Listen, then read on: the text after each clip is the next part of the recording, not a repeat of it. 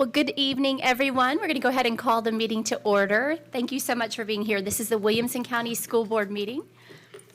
The first item on our agenda tonight is to record attendance. Board members, if you wouldn't mind recording your attendance.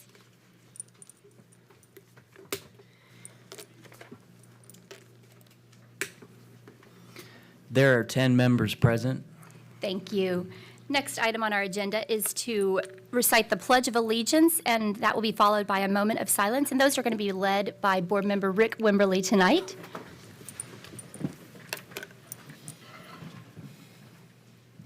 I pledge allegiance to the flag of the United States of America and to the republic for which it stands, one nation under God, indivisible, with liberty and justice for all.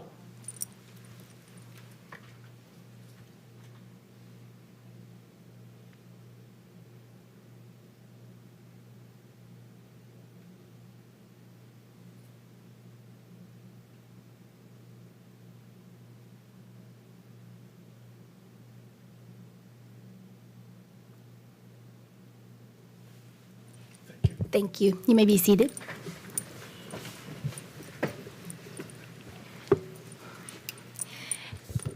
Each month we have the privilege of hearing from members of our community during our items of particular public interest, our public comment section of our agenda. We allocate 3 minutes typically for each member of the public to come and speak to us, depending on how many members we have signed up. We have around 15 or so people signed up tonight, so I think we'll give everybody 2 minutes to speak. Okay. Your time, you've got a minute and 45 loaded?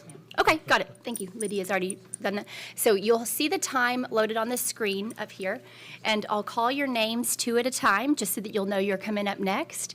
But if you don't have to step up to the podium or step up until it's your turn. So first 2 members of the public coming up to speak are Jenny Davis and Rosalie Mobley. We'll go ahead and have Jenny come up. Hello. Good evening. Is this going to start? Okay, good. Yes. I'm here to express my concern about the current state of teacher pay in our schools. And I know that you have submitted a teacher pay increase in the budget, and I am extremely grateful for that because with 2 elementary school kids, their teachers definitely don't get paid enough.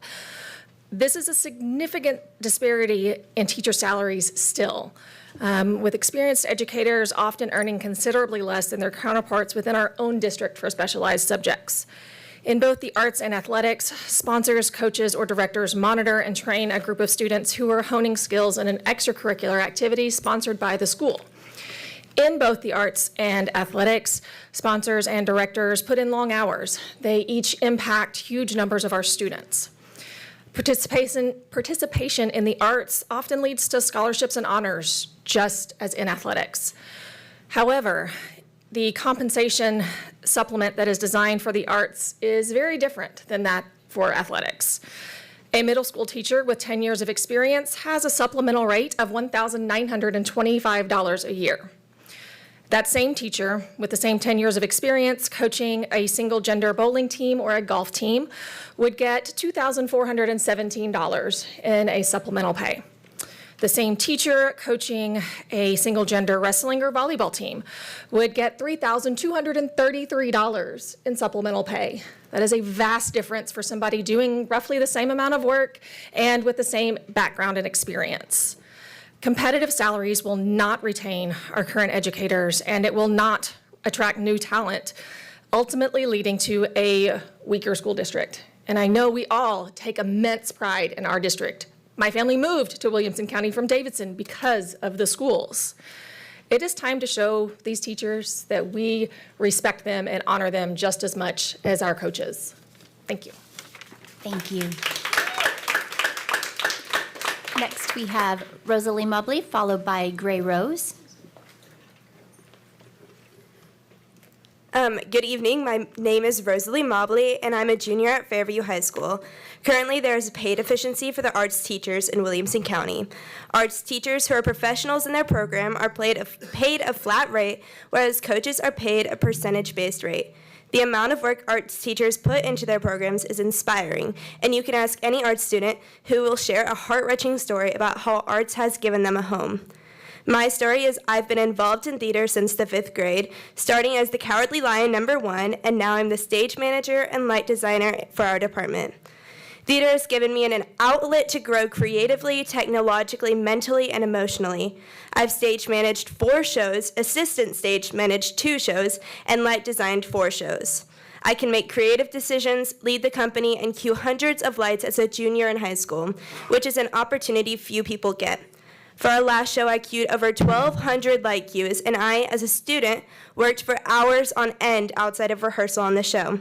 I didn't work this hard because it's easy or to seek praise. I did this work because I love theater, because of the family it's given me and the incredibly loving atmosphere it creates. This atmosphere is threatened when our teachers are not valued. And when our teachers are not valued, the programs they've created and the students are not valued. And our arts programs struggle. It becomes pointless effort, and that is not art. The essence of art is about expressing empathy for the characters you see and creating a magical world that teaches important lessons. I'll never forget a comment from my first middle school production where a parent thanked us for teaching her young son how to grieve and appreciate his lost loved ones. This is why we do theater. However, that inspiration is lost when you feel like your program and your teachers are not being valued, and this does not follow the WCS vision statement of valuing athletics, academics, and the arts. If we hope to call ourselves one of the best counties in the nation, we must show that value by treating each one of those equally, and this starts by making a change. Thank you. Thank you. Next, we have Gray Rose, followed by Izzy Rose. Hello, my name is Gray Rose, and I'm here tonight to discuss the profoundly low pay for highly skilled arts teachers. I just finished my first middle school production. From this experience, I made friends and gained confidence. Theater is so much more inclusive than any other after-school activity will be. Approximately 80 kids were involved, including me. All of these people included each other and helped one another.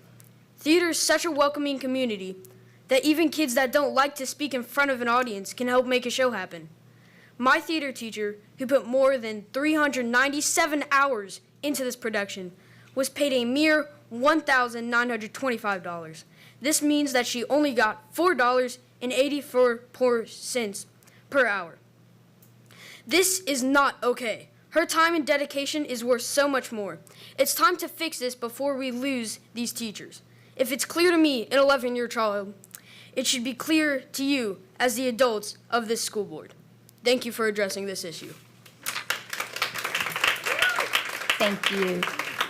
Next, we have Izzy Rose, followed by Cassie Gilchrist. Hi, my name is Izzy Rose, and I am speaking here to explain the major differences in the pay that our own arts teachers make when compared to other paid after-school positions. I was just in a production that involved my rehearsal time alone being close to 100 hours.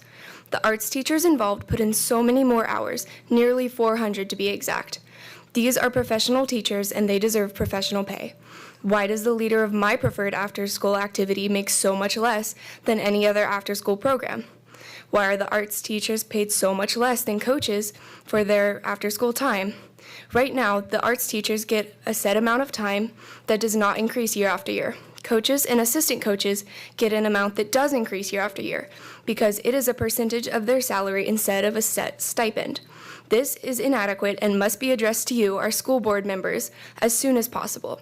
Our district vision board's vision statement says, WCS will provide a supportive environment where students are challenged to pursue excellence in academics, athletics, and the arts. We have the excellent teachers to inspire us, but please, let's make sure the leaders of my preferred after-school activity are paid in the same way that the coaches are paid. Why offer them anything less? WCS knows better and needs to do better. Thank you for any attempt you can make to rectify this discrepancy in pay. Thank you. Next, we have Cassie Gilchrist, followed by Mary Jane Brown. Hello, board members. I'm speaking tonight for my daughter, Maggie, who, no surprise, is in a rehearsal. Hello, my name is Maggie Gilchrist. I'm a senior, an AP capstone candidate, a member of Best Buddies, and I'm also the choreographer for the middle and high school theater productions in our community, Thespian Society president, and an actor. I am concerned because Williamson County Schools is currently showing a lack of respect for our arts teachers. As a student, I put in over 250 hours on my high school spring musical alone. And that's just one of the many commitments our director has for theater. We have estimated our teacher has logged 1,000 hours this year outside of her contract very easily, and probably more. In this world, it seems to be the case that higher pay equals more respect. The gap in respect is actually evident in our school as a student. Athletes are praised and well respected by their peers, while those in the arts are often referred to as weird or made to feel less important, and that's just wrong. It starts with the pay. Theater is about so much more than what you see on stage. I've gained skills in leadership, public speaking, and teamwork, which led to earning my dream job this summer. I have learned to get and give constructive criticism and compliments with grace, a skill many adults lack today. Most importantly, theater gave me a home. High school and middle school are outrageously difficult times. Having a place to be fully accepted is important for all students. And on that note, I want to speak for a group of students that cannot do so tonight.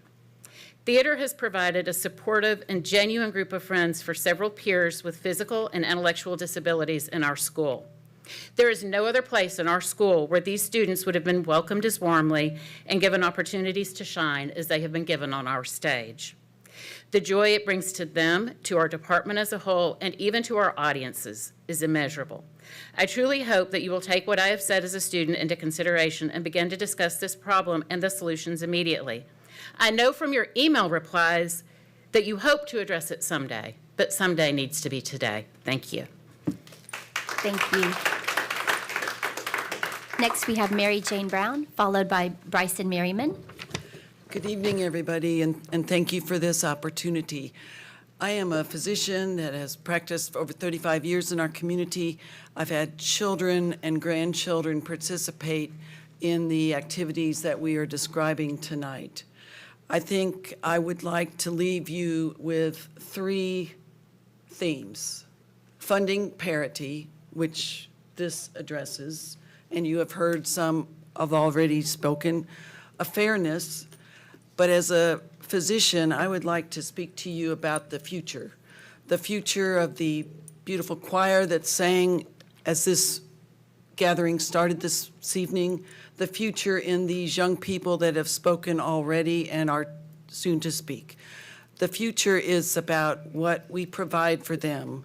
And I can tell you as a physician that mental health is, for this age group, a huge issue that needs to be addressed in this forum. Pills and therapy are not going to change. It is the connections that are made in opportunities our theater, our arts, and our music teachers provide these children. Thank you for this consideration. I know you have huge decisions to make. I hope that you will move toward funding parity and fairness. Thank you. Next, we have Bryson Merriman, followed by Angela Frederick.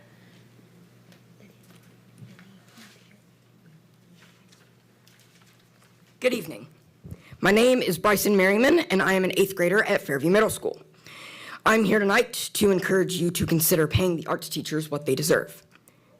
The problem is that they are paid a fraction of what athletic personnel are paid, which is based off a fixed rate rather than their salary. This sends the message that they are less important and unvalued, which could not be further from the truth. I'm not very athletic because I was born with a heart defect. So when I came into middle school, I decided to pursue theater. And through theater, I have found my best friends and my passion. And I have gone through theater and played lead roles and other things. I am part of a group of people who accept me for who I am, and I love that. The arts give people like me the ability to flourish, grow, and thrive, regardless of their ability. And these teachers that do everything and that give people a chance and, above all, go above and beyond for kids like me should be paid more. Thank you. Thank you. Next, we have Angela Frederick, followed by Adley Warden. Good evening. My name is Angela Frederick. I've been the librarian at Nolensville High School since 2017. I'm currently serving as the president of the Williamson County Education Association, which represents approximately 1/3 of WCS employees. My comments tonight concern teacher burnout and retention. Here are some factors that contribute to burnout in Williamson County schools. Lack of subs, leading to classes being covered during teacher planning periods or by teacher assistants. At the elementary level, students in a class with no teacher for the day will often be split up amongst the other teachers in the grade level. WCS has multiple vacancies for SPED teachers and TAs. In order to cover this workload, many teachers give up multiple planning periods to attend IEP meetings. Some SPED teachers are covering the workload of 2 or more teachers. Brand new teachers coming into the profession need extra assistance as they start their careers, and this load often falls on the shoulders of teachers who lead their grade levels or departments. If a teacher quits mid-year and no replacement is rehired, the other teachers on the team carry the load of teaching and grading the work of extra students. Teachers with many years of experience are being recruited by our neighboring districts who pay up to $12,000 more for the same number of years in the classroom, leading to a loss of institutional knowledge and expertise. Teachers who leave to work for MMPS have the added benefit of keeping their medical insurance after they retire, and WCS employees do not have this benefit. The school board members and Williamson County community at large can do their part to volunteer in schools, donate to programs, and ask their students' teachers how they can help lighten the load. Finally, the school board members and community can change the way they speak about teachers. Criticizing teachers and not trusting their expertise is not a way to show appreciation and respect to the field of education. A WCS teacher's working conditions are your child's learning conditions. Thank you. Thank you. Next, we have Adley Warden, followed by Owen Keeler. Good evening. My name is Adley Warden, and I am a sophomore at Fairview High School. I am here tonight to bring awareness and call to action regarding the pay disparity between athletic coaches and fine arts teachers. Right now, coaches receive a percent-based bonus that grows with raise, while fine art teachers get a flat rate of a lesser value. This difference does not reflect the value of the fine arts department and sends a discouraging message to students and teachers involved in the arts. Theater, among other fine art programs, encourages students to freely express themselves and highlights their talents in front of an audience. It also allows a diverse array of students to be a part of a community. This is no different than being on a sports team. However, fine arts teachers often manage larger groups of students and prioritize inclusivity. Fine arts teachers also dedicate just as much, if not more, time than athletic coaches, and their work needs to be compensated. I would also like to note that the majority of fine arts directors are women, and this pay structure could be unintentionally biased.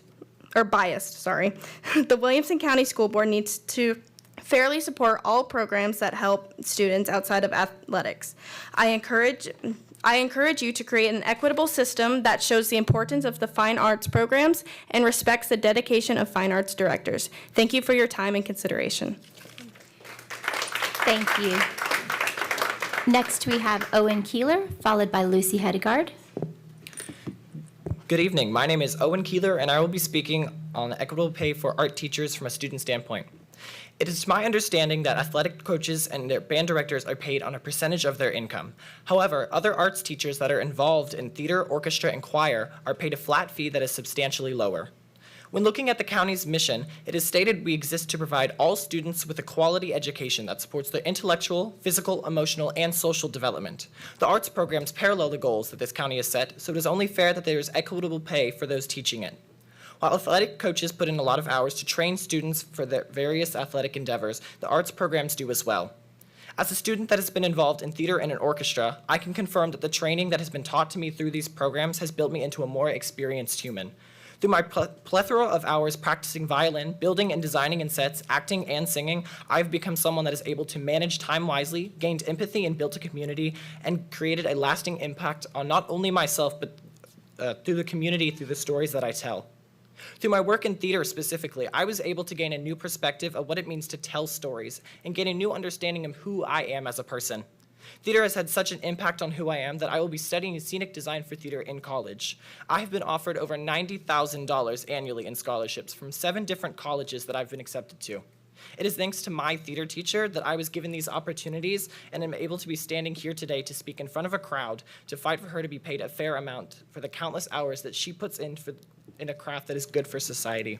I'm asking you to seriously consider the positive effect of giving equitable pay to arts teachers to allow for more growth and a lasting impact for the community like it has for me. Thank you. Thank you. Next, we have Lucy Hedegaard, followed by Jack Hedegaard. Hello, I am Lucy Hedegaard, a sixth grader in the Williamson County Schools District.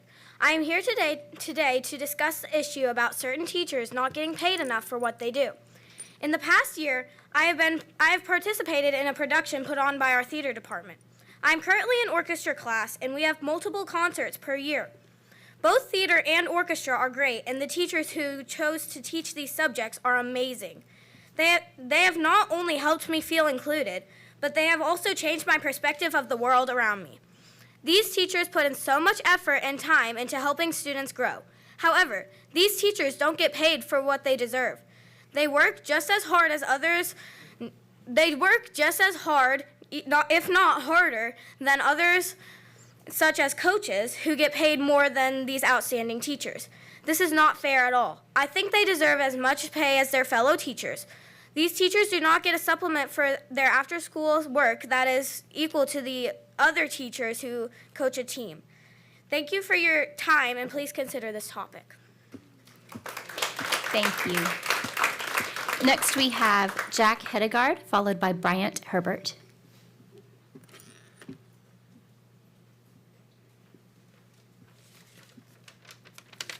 Hello, WCS board members and directors, and thank you for having me. My name is Jack Hedegaard. I'm an 8th grader at Williamson County, and I'm a soon-to-be freshman who is very, very passionate about the arts.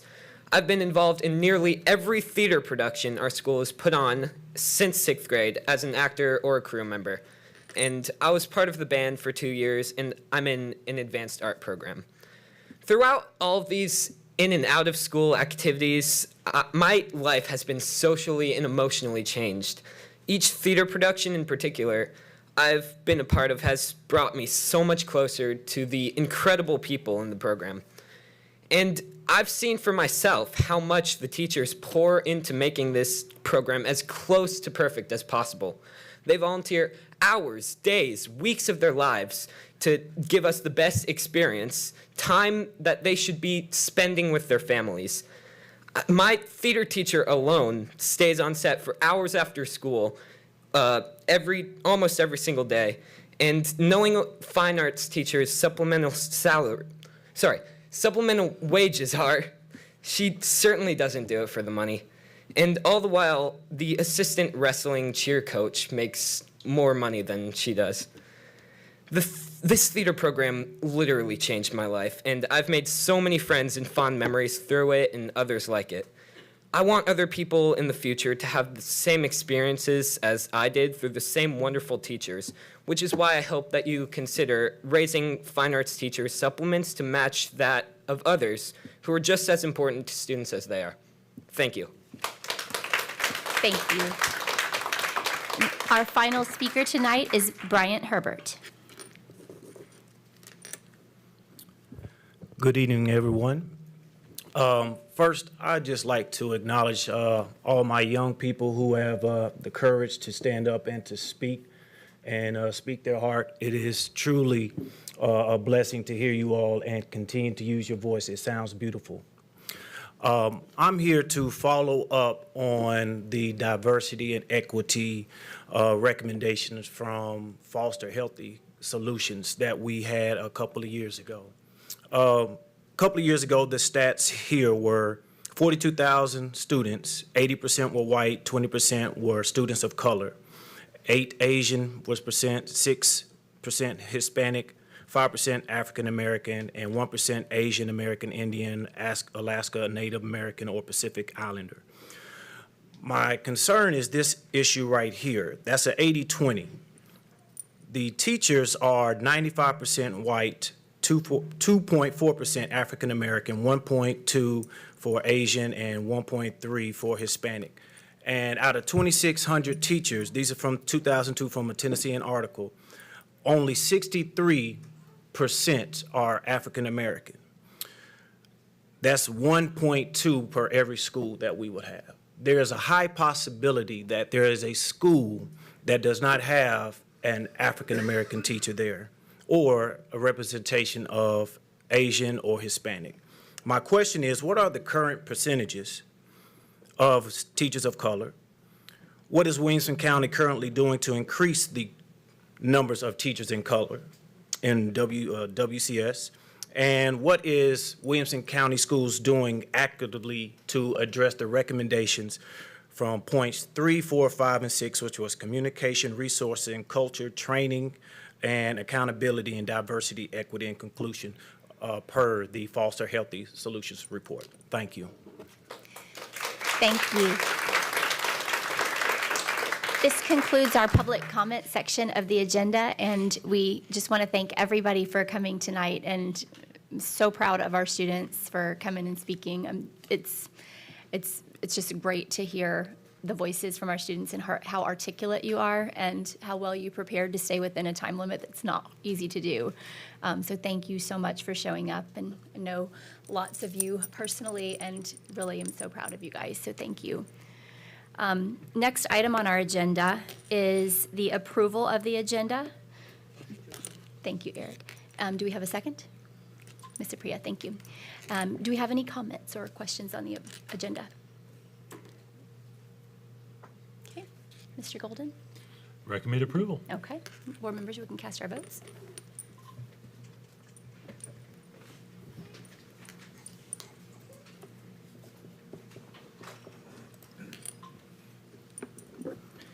The vote is 10 yes, 0 no. Thank you. The motion passed to approve the agenda, which brings us to our next item, which is approval of the consent agenda. Do we have a motion? Move to approve. Thank you, Mr. Wimberly. Second by Ms. Clements. Thank you. We'll open the floor for comment. No comment. We can move to a vote. Mr. Golden? I do recommend approval. Thank you.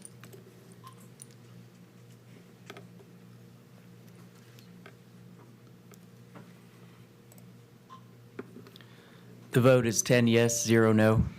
Thank you. With that, we did pass the consent agenda, which contains the approval of the March 18th, 2024 school board meeting minutes, approval of the facilities use fee schedule, the Centennial High School outdoor hitting structure, the Page High School exterior improvements, and the field trip fee requests. Next item on the agenda is communications to the board, but just before that, I do want to acknowledge and thank Deputies Mitchell Britton and Eddie Kutras for being here tonight with us. Thank you so much. Mr. Golden. Thank you, Madam Chair, and I want to thank our public speakers tonight. It's really encouraging, as you said, Madam Chair, that to hear from parents and students asking for improved pay for those teachers who've made a difference for them. It's great to hear that. I want to let everyone know that in the context of teacher pay, we have a responsibility to discuss all those issues with our Williamson County Education Association, our teachers' leaders. We do that regularly. We do that on an annual basis. And of course, you as board members know that because we bring our memorandums of understanding to you for your approval each year. I want our students to know that we'll take to heart some of the comments they made related to some of those specific supplements. I'll give you a couple of examples of what was discussed this year. Issues surrounding HOSA and DECA, some of our career tech programs at our high schools were specific items for discussion. We had actually spoken to some of our teacher leaders in recent weeks about arts pay and about theater pay, about orchestra pay, et cetera, knowing that it's an appropriate time for us to spend some time looking at that and evaluating the potential impact of a change and get some feedback from our teachers. Traditionally, over the course of many years and even decades with our teacher group, we have structured the pay for the arts programs and academic supplements without regard to how much experience. In other words, if you come in and do the work, you'll get the same pay as someone who might have more experience. Traditionally, that's a little different for high school band directors and sports coaches. High school band directors actually are on the same pay scale as our football coaches. But in any event, I want everyone to know that we've introduced that topic to our folks, and we are going to be discussing it per our obligation. And it's not just because of an obligation, but it's also the right thing to do, to talk with our teachers about that, so that all our teachers and all their work can be addressed more comprehensively. Next, I do want to thank Ms. Frederick for making comments about teachers. Board members, we've had some discussions about our staffing this year. Our staffing's better than it's been in a number of years. Our special education teacher staffing, we still struggle with. We're at 92% staffing, and that's a regional, that's a statewide, and that's even a national issue.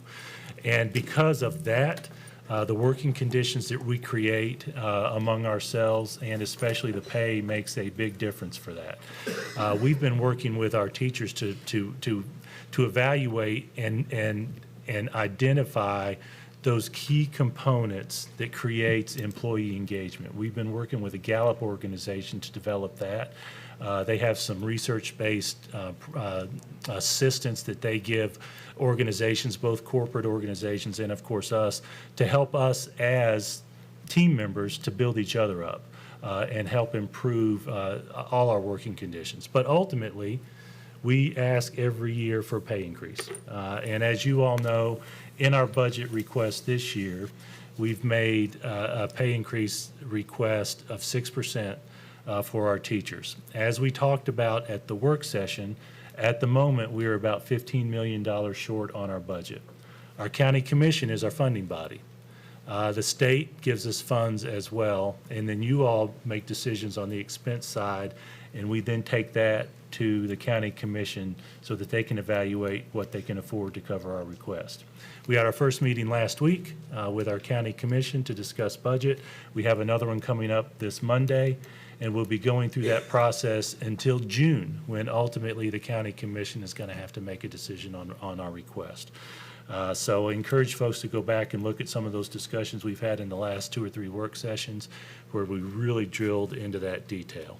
Also, at our work session, in addition to our discussing pay, I did mention that TCAP has started this week. We had the Winstead singers from Winstead Elementary School sing just before the board meeting. They had some great songs from some theater productions that they sang, but they finished with a song, "Hey, It's TCAP." And yes, we're all feeling the music.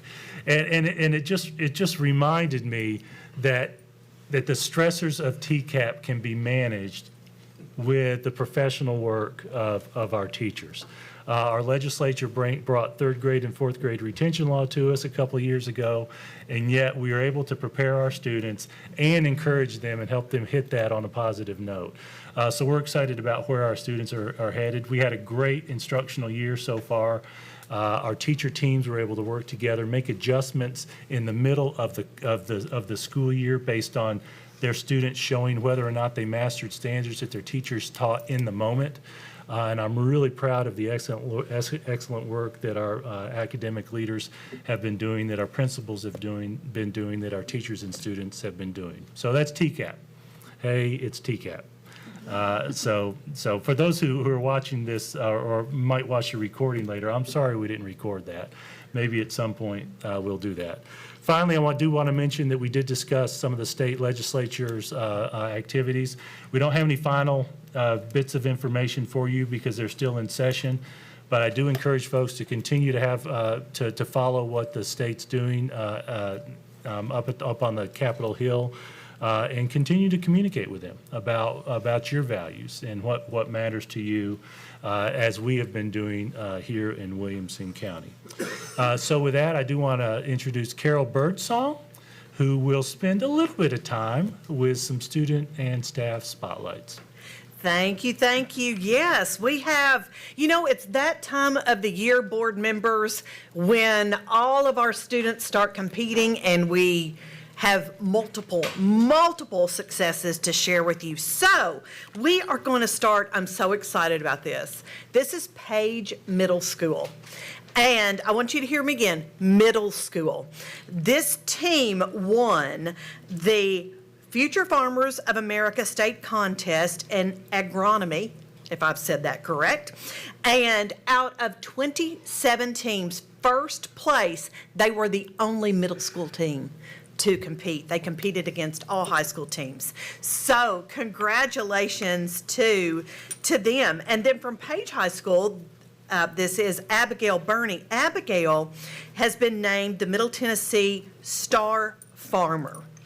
And from Fairview High School, these students earned a Future Farmer Association state degree. It's the highest achievement in the state. This is Amelia Ralston, Ashlyn Anderson, Jaden Gossett, Kaylee Tuttle, and Laura Kennedy. And then Page High School, these students also earned this state degree. Luke Watkins, Abigail Burney, Gavin Veach, Addison Moore, Leah Rovey, and David Angostino.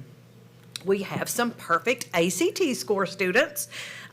This is from Brentwood High School, Carolyn Burke. From Centennial High School, Levi Sponsel. From Franklin High School, Adelaide Edwards.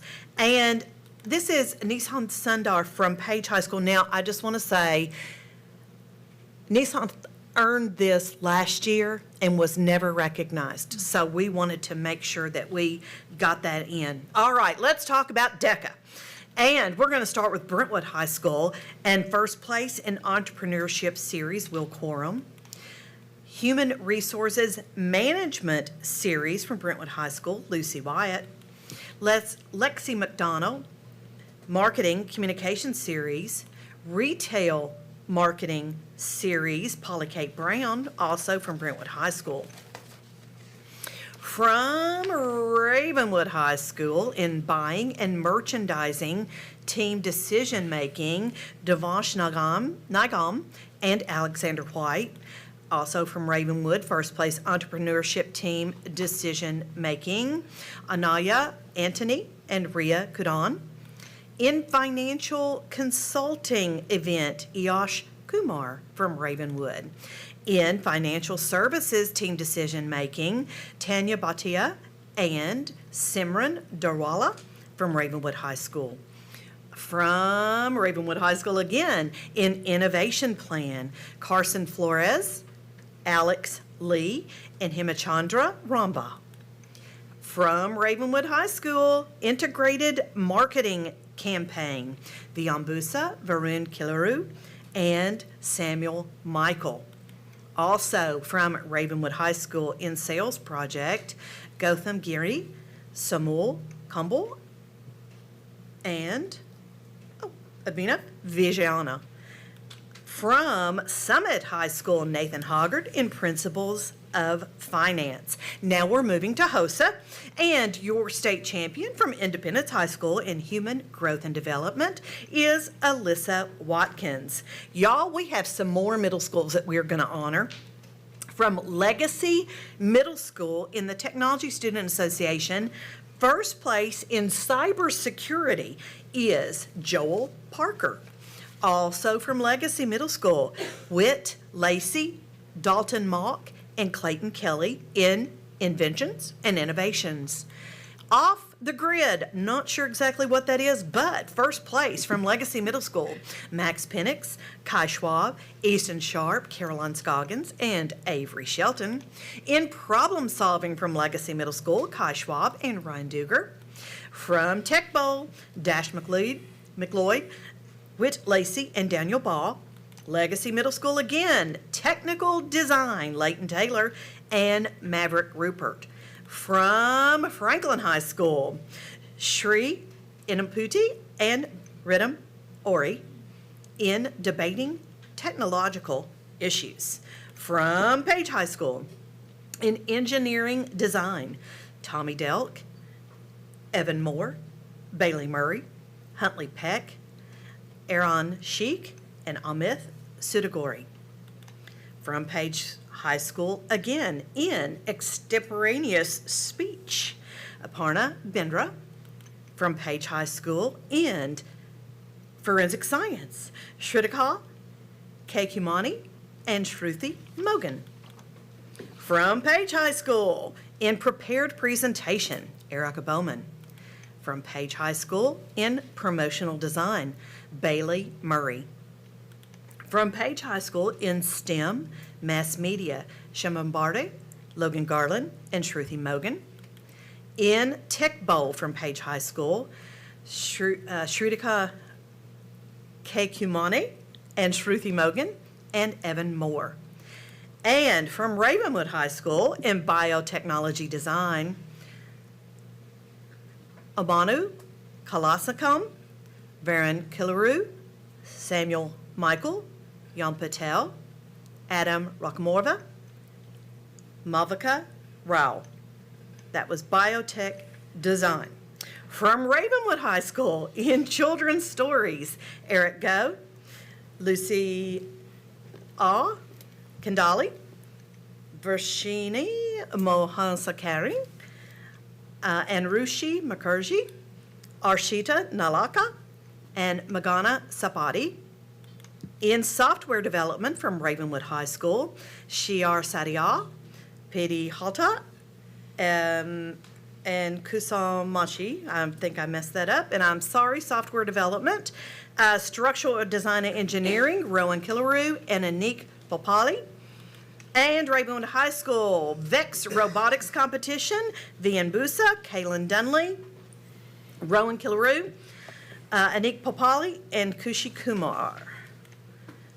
Woo, now we're moving to the Tennessee High School Press Association Awards. Brentwood High School won for multimedia category Best Commercial, David Ward and Michael Gorkowski. Brentwood High School's WBH9 won Best Coverage of a Live Sports Event. Fairview High School won in the Best Commercial category, Hudson Hargrove, Jonathan Lester, and Parker Billingsley. Franklin High School's Anna Ray Jones won as Best Videographer. Best Photo Essay, Page High School, Ruby Rouse. Page High School again, Best Sports Video, Lincoln Campbell. Best TV Reporter, Haley Zender from Page High School. Best Public Service Announcement, Shepherd White and Hannah Johnson from Page High School. And we have one staff spotlight, if you're still with me. And that is the Administrator of the Year from the Tennessee High School Press Association, Dr. Katie Hill from Page High School. Congratulations to all of our students and staff.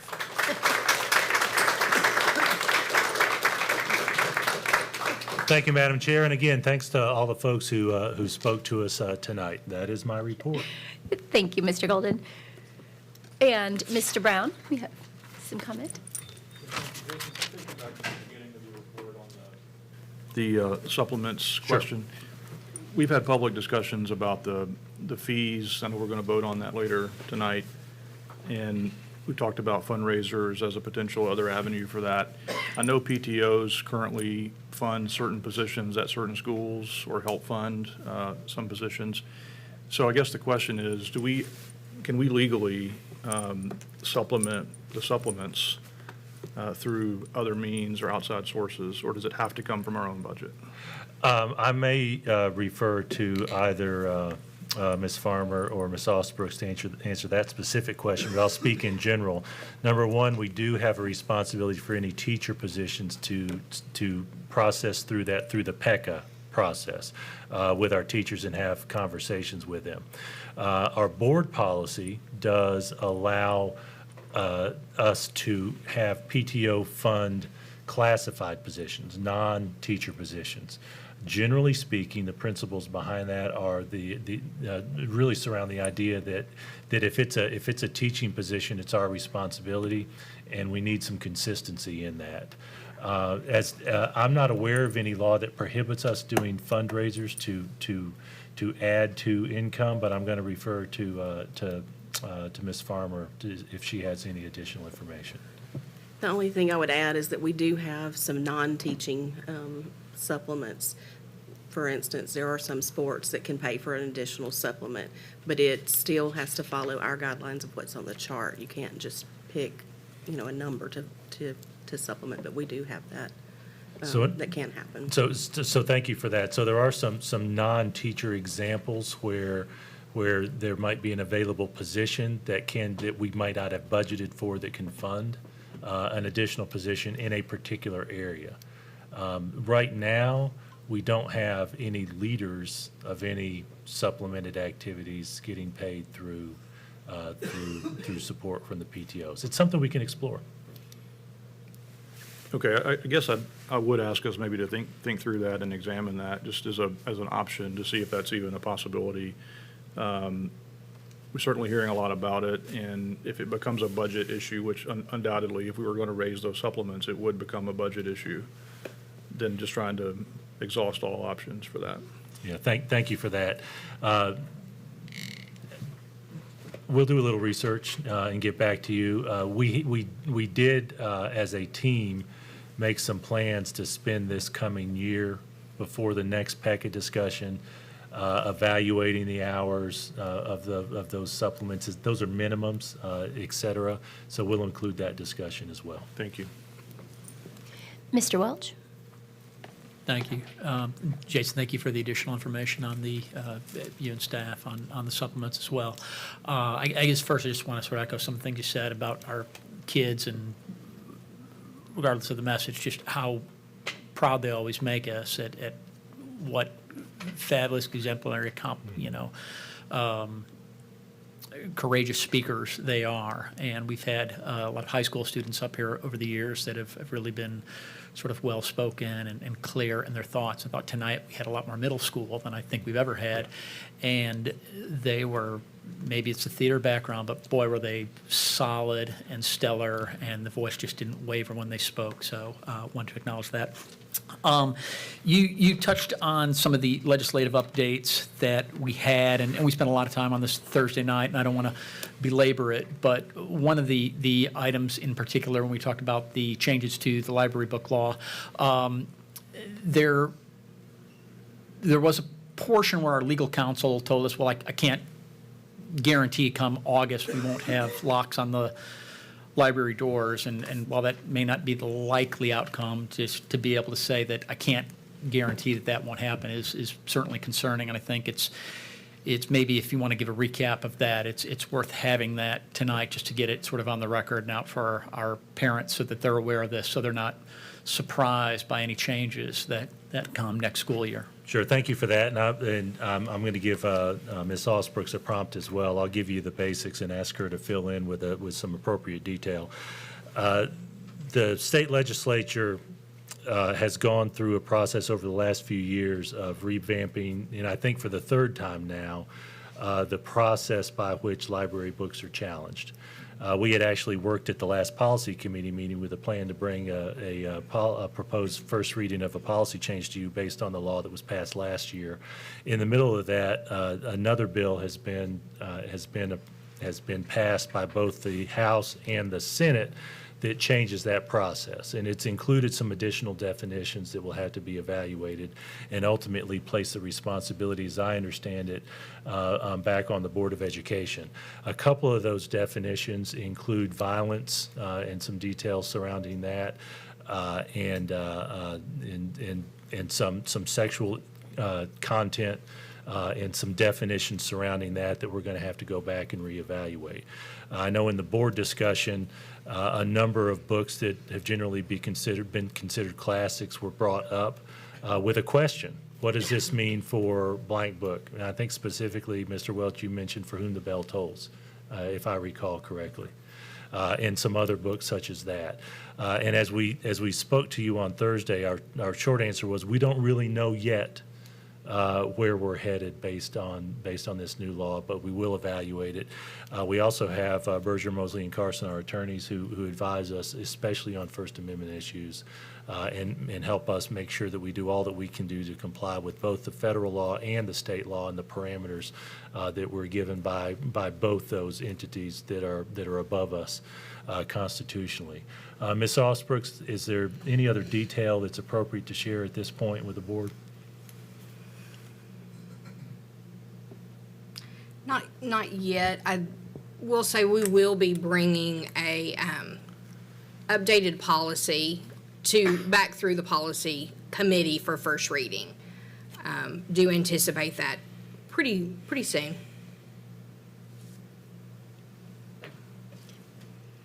Thank you. Mr. Galbraith?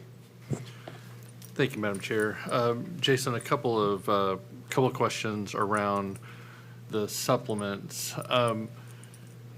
Do for the high schools and middle schools, do they get I know they get a budget by school, but if you looked at all the available supplements, do you know how much do they have to pick and choose between what they're able to do, or are they able to kind of, do we budget for them to be able to do one of everything? Because I know there's like, if you had, or do they have to choose between, I got 3 assistants in football, or I could hire a pay an arts director or something?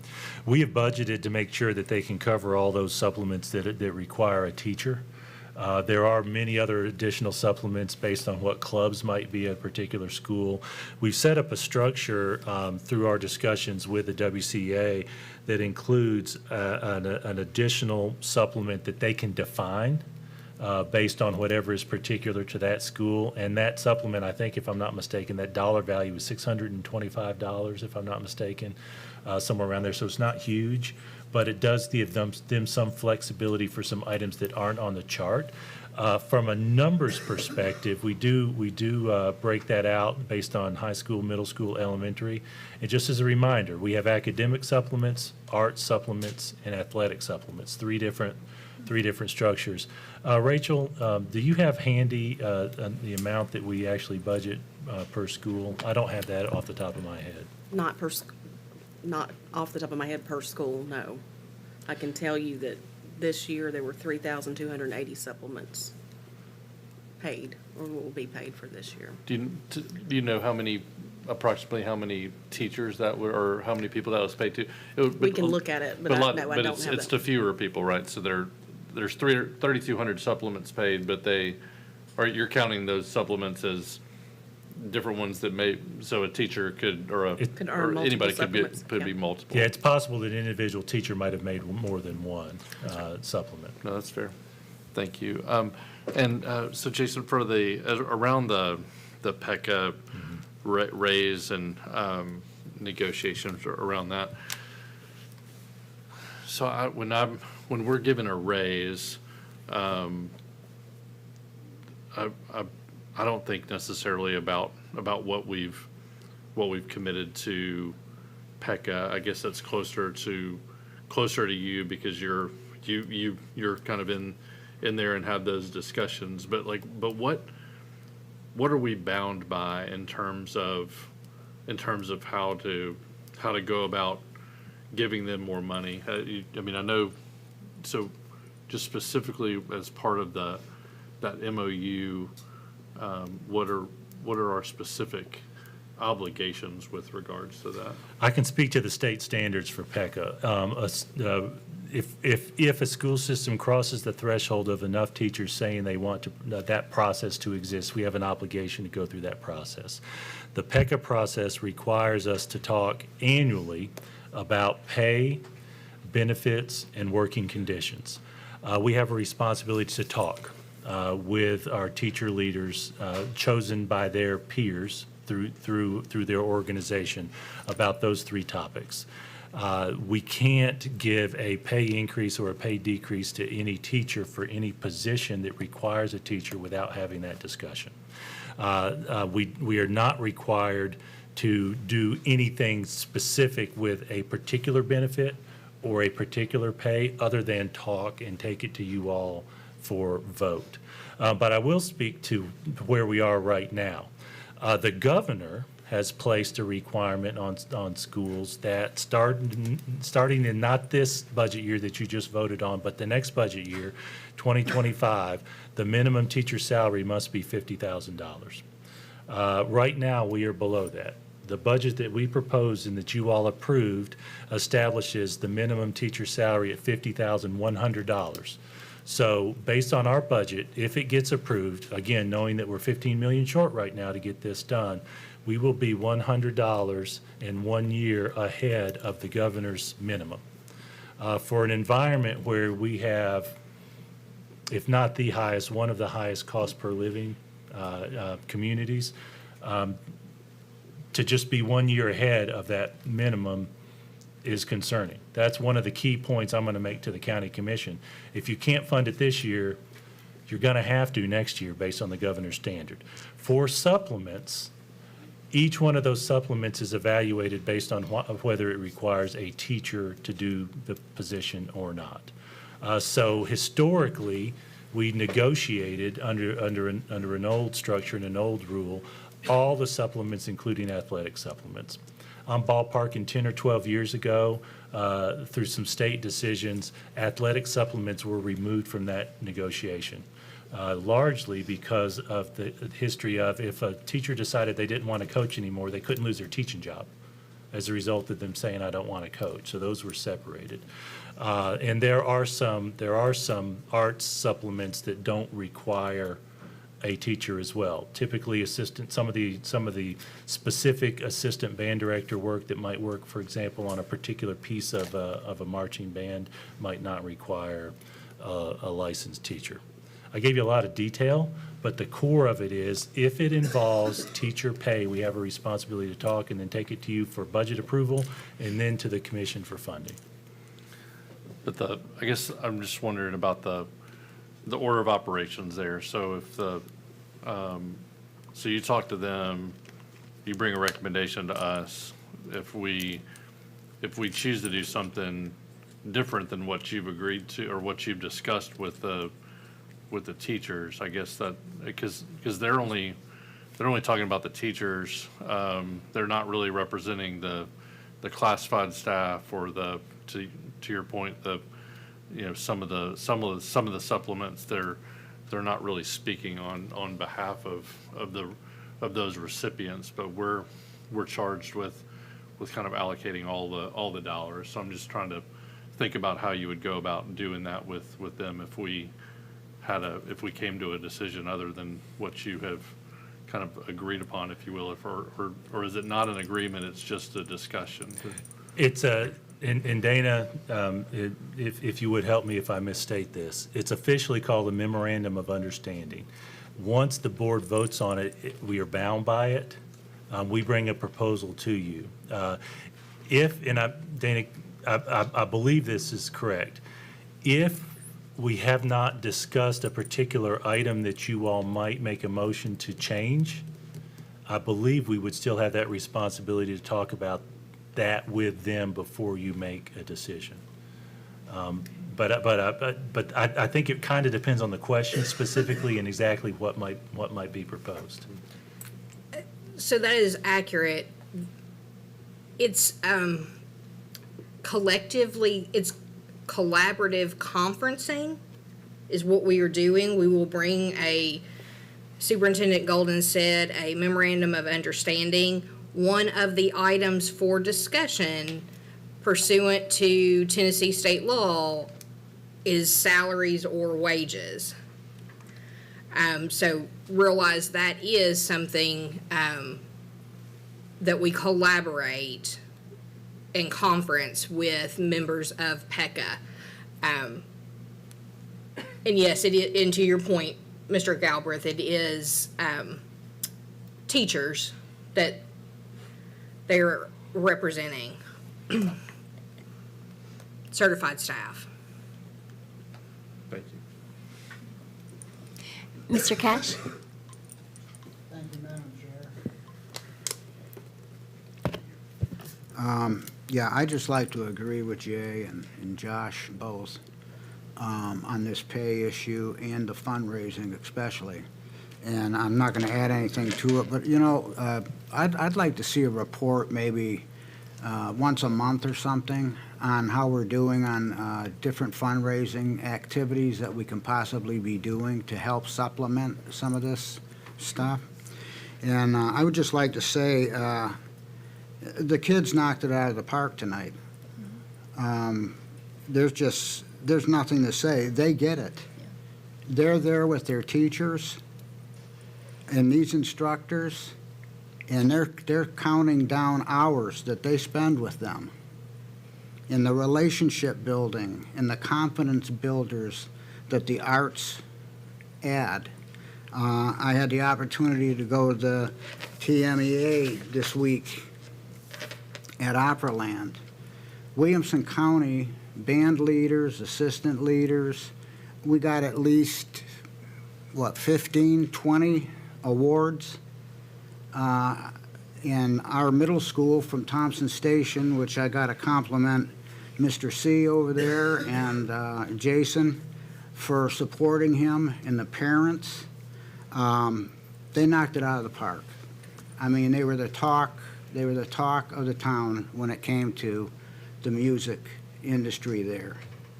And my thing tonight was what I noticed most, what these kids brought, these students, is the disparity. When let's say a jazz band director gets a $1,000 supplement, but yet someone in the athletics area will get $2,000 supplement for the same amount of time and hours and effort. So, yes, I think something needs to change on that, and in a hurry, really, because the opportunities for these kids through this stuff. I talked to people from the colleges everywhere that just complimented on these kids. And it's not just Thompson Station Middle School, it's all of them. Look what we have coming in here and just singing to us. Just go to the theater and look at these kids. These teachers and instructors are knocking themselves out, and I don't want them to get burned out. So something needs to be done. Thank you. Yeah, thank you for that. What they do is pretty amazing. I'll give you one example. The high school drama teacher makes a $5,000 supplement. There are 8 different categories for athletics, and that falls in between the second highest and the third highest for drama. Orchestra is a little bit more than half that. So there is a substantial difference even within the arts. And those are based on discussions that we've had in the PECA process based on a projected minimum number of hours. But y'all, you know this, and it's not just our arts teachers. Our teachers go over and above. They are not hourly folks. Right. They do it out of love, and so many of them just pour themselves into it. And, you know, I often speak about making sure that our teachers receive a professional living income in our community. And right now, on the revenue side, based on the property tax rate, we're not projected to have enough even to cover what we proposed. Now, our property tax rate is actually lower than it was 4 years ago. The county commission dropped the property tax rate by a little over 20 cents 4 years ago. And even dating back for 10 or 15 years, the property tax rate has gone down. We, in essence, have been living on the increased value of property, and the county has been able to slowly reduce that. I don't know where they're headed with that, but I do think we need to be thinking about that also long term. Part of what we know we talk about in PECA is the total cost per teacher, and it may be that we need to bring the budget back to you all. We know for sure we will because the county's already reduced their projected insurance cost. And so it may be that we talk about this a little bit more in the next couple of months as well. Mr. Brown?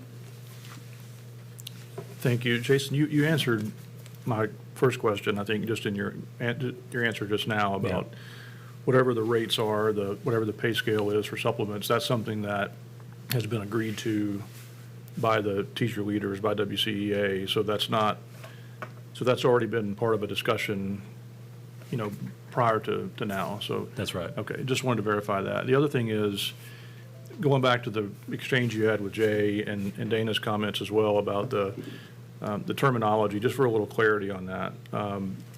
It's not really collective bargaining in the truest sense, right? Collaborative conferencing is different from collective bargaining. That's correct. So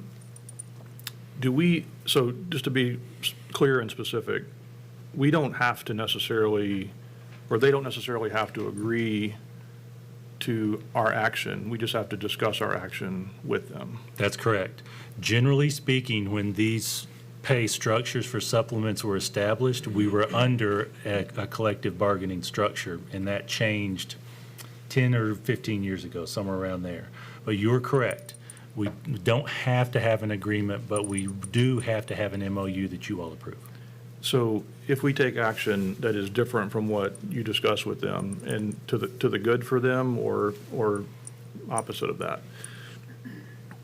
That becomes the board action, but does that then become part of the MOU or not necessarily? Ms. Osbrooks? Let me give you a little bit of a timeline and clarify a couple of things. Yes, Mr. Brown, you are correct. The board is the only body that must approve the MOU. We have to have a conversation with the collaborative conferencing. Once the MOU is voted on and approved by this board, it is then binding. Okay? Right now, I believe our annual agenda has that vote in May. So the terms and conditions, once the Board of Education approves that MOU, are legally binding. If an agreement is not reached through the collaborative conferencing process, then there's nothing in the state law that would require the board to agree to those terms or conditions or enter into an MOU. So time-wise, once that MOU is approved by this board, it's binding. Does that help with some clarity? It helps. And so specifically, is the pay chart for salaries and the supplement chart, if there is such a thing as a supplement chart, are both of those items contained within the MOU? Yes. Yes, and by approving that, those would become binding on this board. So that if we took an action after May, when it became binding, if we signed off on and approved it and it was a binding document, if we then changed our mind and said we wanted to make the supplements greater, for example, could we or could we not do that? We would have a responsibility to talk to the WCA team that was created through PECA, and then you would have the opportunity to do that. But it wouldn't require their approval? That is correct. Okay. Correct. Thank you. Mr. Wimberly? Thank you, Madam Chair. Several things swirling around here that I wanted to comment on. First of all, if the board decides to increase supplements, it's hard for me to imagine that WCEA would disapprove that. So I think that's got to be kind of a moot point as long as we follow the process. But the thing that I think I also heard, and perhaps I misheard it, if there's a suggestion that any disparity in supplements could be solved through fundraising, I would strongly urge that we stay away from that conversation. Our parents raise, I don't know what the latest numbers, but it's 10 million, 11. 13 million. 13 million. And, the truth is that if there's to be an adjustment in the supplements, to me, it seems like that's something that's got to be done by the school board and not by fundraising. There was a time when arts teachers were funded by the PTO, and the community and the board said, no, that is a responsibility, not to mention the fact that our strategic plan addresses this a number of ways, and nowhere does it say that we're going to raise money to increase teacher pay. So my apologies if I heard that incorrectly, but I would encourage that the board take this on as a board responsibility and not the parents' responsibility. Thank you, Mr. Wimberly. I do want to mention one thing. I want to make sure that I'm not speaking for the WCA, but in my experience, when pay gets discussed, much of the discussion surrounds the relationships between all the positions. And so we do need to be very thoughtful when we make a change to one particular position, the potential impact it has on others. So that's often the discussion. And if you study the supplement charts, you can see some evidence of that with a minimum number of hours as an example. So while my experience is not that the WCA says, no, we don't want an increase. They are very thoughtful to make sure that if one particular group gets a pay increase, it doesn't have some kind of negative impact on others. Yeah, that makes sense. Thank you. Mr. Hall? Thank you, Madam Chair. I was just going to make the same comment Mr. Wimberly did. I think if there is some, additional supplement funding that we want to provide, I think it's the board's responsibility to do so. If we shirk that and say that the PTOs can come up with that money, it's too easy for us to do that. It's our responsibility to do that. And I think there would be unintended consequences of things that they're currently funding that they would have to make tougher decisions over. So I'd like to see that start with us.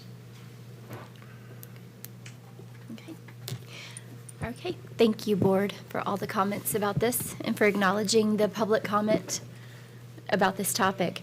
Next item on the agenda is Board Chair Report, and I'll just follow up to the discussion by saying, again, I'm so proud of our Fairview community for stepping up and stepping out and coming out to the board meeting tonight, because we don't hear a lot from our Fairview community, so thank you to Fairview for coming out tonight. And I fully support any type of increase to the arts program. As an Arts Thespian Society person myself, and growing up in the arts, they made a huge difference in my life, and I know and fully understand and appreciate the difference it makes in these students' lives, and would love to see it supported more broadly and see supplements increased for our arts and theater programs directors as well. So anything we can do quickly, I certainly would advocate for.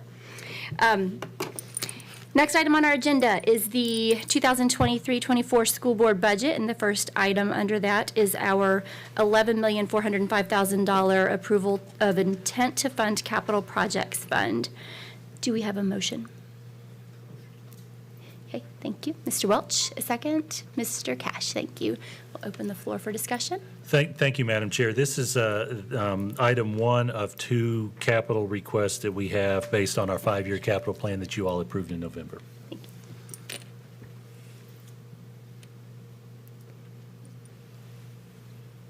No discussion on this. We can move to a vote. And Mr. Golden, you do recommend Do approval? recommend approval.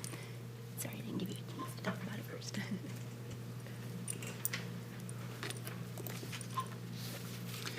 The vote is 10 yes, 0 no. Thank you. Motion did pass to approve the intent to fund the capital projects fund for asphalt, roof, and HVAC in the amount of $11,405,000. Next item is the approval of intent to fund the capital projects fund for information technology in the amount of $12,881,249. Mr. Golden. Thank you, Madam Chair. As you can see from the document there, we actually have this broken up into general security, physical security, network security numbers, also into rural debt and general debt based on the difference between our kindergarten through 8th grade schools and our high schools. Again, this number is from our 5-year capital plan that you all approved in November. Super. Do we have a motion? Mr. Wimberly, thank you. A second? Mr. Beasley, thanks. Any discussion on this item? Okay. Board members, we can move to a vote.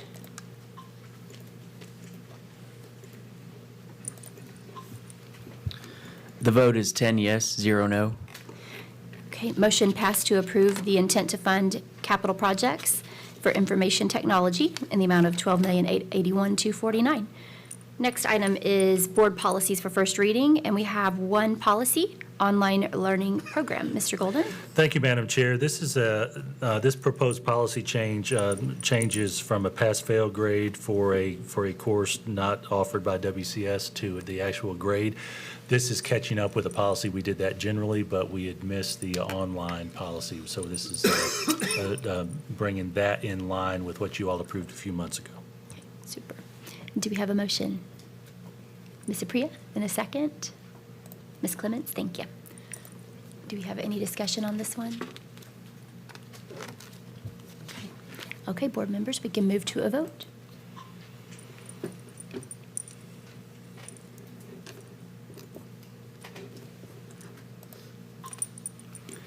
The vote is 10 yes, 0 no. Thank you. Motion passed to approve online learning program policy for first reading. Next item is the approval of the board meeting dates for next year. It's an annual agenda item. Mr. Golden. Thank you, Madam Chair. This proposal actually reflects some discussion that you all had during work session. We made changes to two particular dates. Generally speaking, our board meetings are the third Monday of every month with work session the Thursday before that and policy committee about 10 days before that on that Monday, unless a holiday prevents us from having those dates. We made those two changes in blue based on the discussion you had. Do recommend approval. Okay, thank you. Do we have a motion? Mr. Brown, we have a second. Mr. Welch, thank you. Any discussion on this? Okay, board members, you can cast your votes.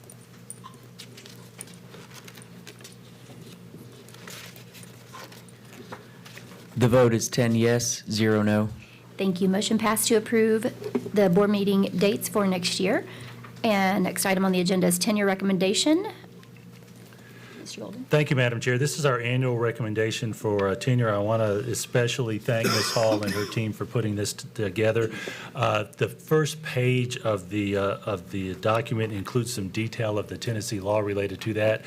Tenure is based on a combination of time and quality of the teacher based on the teacher's evaluation. Do recommend approval. Thank you. Do we have a recommendation? Mr. Ha, in a second. Mr. Priya, thank you. Any discussion? Mr. Galbraith?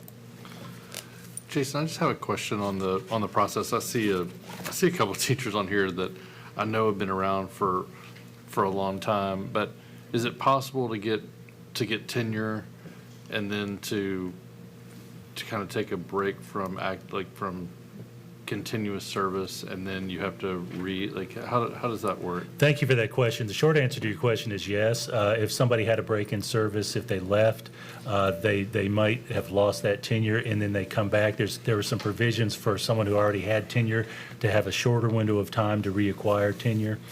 So that may be part of what you see. Also, over the course of that first 5 years, it's not truly based on 5 years, but it's based on the number of months. And so it's possible that someone might have been out for a few months here and there, and it might have stretched their time out to actually obtain tenure. Okay, yeah, that's great. Thank you. Okay. If no further discussion, we will move to vote.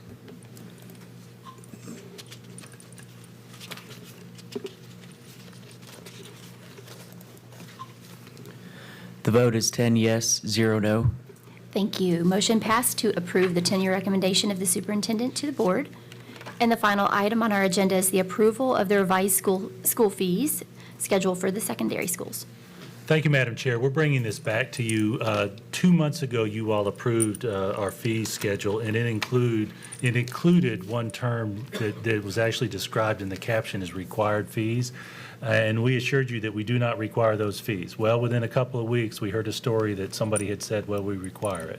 So for clarity's purposes, we're recommending a change to this document that you approved 2 months ago that removes the term required and changes it to participation fees. We've also added an asterisk at the bottom of both the high school and middle school fee structure for extracurricular activities that specifically addresses that we can require it, but we don't. If you need assistance, please contact your principal.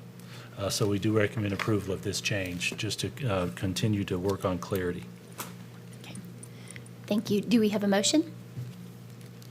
Ms. Priya, in a second. Mr. Welch, thank you. Any discussion? Mr. Wimberly? The document says high school voluntary fees. Correct. Is that what it's supposed to read? You said participation fees. Yes, sir. So there are voluntary fees under the state law for any curricular charges, for any curricular fees. The extracurricular fees, the state allows us to charge extracurricular for. So we're trying to get some clarity that it's voluntary, and then we've separated out the academic fees as purely voluntary, and then the extracurricular fees as participation fees. Thank you. Mr. Galbraith? So Jason, thanks for that clarification. I just want, if you can kind of reiterate post our approval of this a couple of months ago, some of the conversations that you've been having about how we may finally get away from those voluntary academic fees. So I know you're not prepared to do that yet, but just wanted to kind of get that, make sure that that's top of mind. Thank you for that.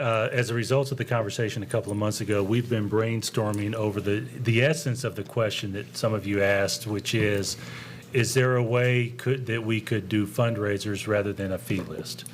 And so we've been exploring that.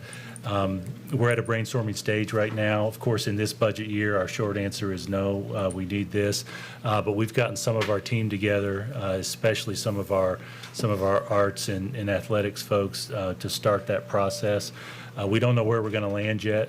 We've talked, for example, do we pilot this at a particular location, or do we look at this more comprehensively, have conversations with our PTOs and our boosters, get their input for their experience with fundraisers, to make sure that whatever we do does not interfere with that fundraiser work that our staff has done.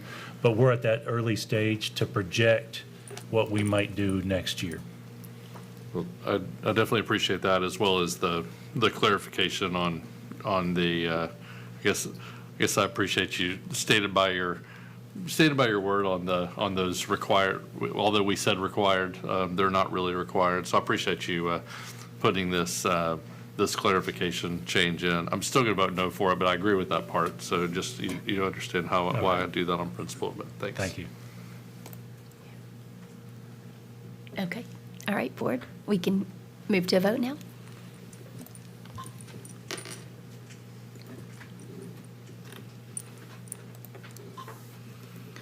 The vote is 9 yes, 1 no. Thank you. Motion did pass to approve the revised school fees schedule for secondary. And that was our final agenda item. Meeting is adjourned. Thank you, board.